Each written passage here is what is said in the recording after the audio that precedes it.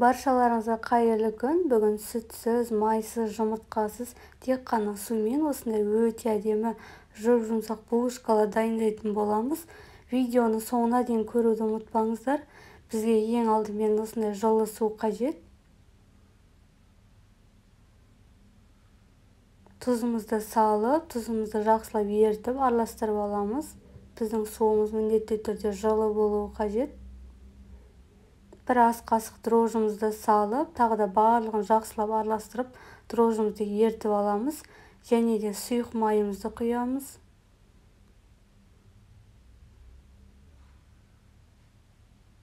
Осылай бір рет араластырып,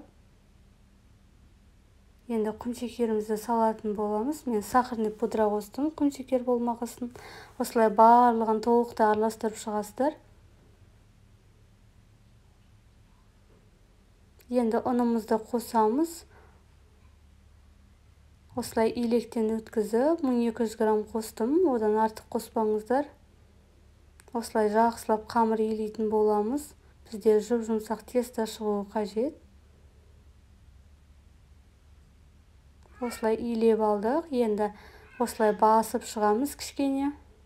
Қолға жабысып жатса, кішкене бетіне пістемай қойсаңыздар болады. Енді 1 сағат ашуға қойып қоямыз. Біздің тестамыз осылай көтеріліп, өте әдемі болып шықты. Жабысып жатса, кішкене май қолдансаңыздар болады. Онымен басудың қажеті жоқ. Осылай бірнеше бөлшектерге бөліп, домалақтап шығамыз, видеода көрсетілгендей. Қатты басып тастаудың қажеті жоқ. Осылай жеңіл ғана, жай ғана домалақтап шықсаңыздар жеткілікті.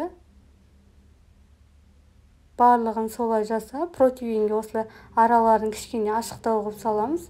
Өйткені піскеннен кейін көтеріліп, бір-біріне жабысып қалуы мүмкін.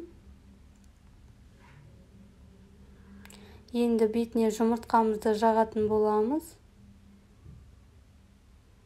Бетіне осындай посыпка істесеңіздер болады. Ұн, құмшекер, сары май мен шүйін араластырып, осылай ұнтақ жасасаңыздар болады. Біздің булочкаларымыз дайын. Осылай өте әдемі болып шықты. Толық рецепт описание бөліміне жазып қалдырамын. Біздің булочкалар пісті, өте әдемі болып шықты. Осылай жұп-жұмсақ болып. Дәмі керемет. Видеоны ұнаса лайк басып, комментарий қалдырып кетіңіздер. Менің каналыма тіркелуді ұмытпаңыздар.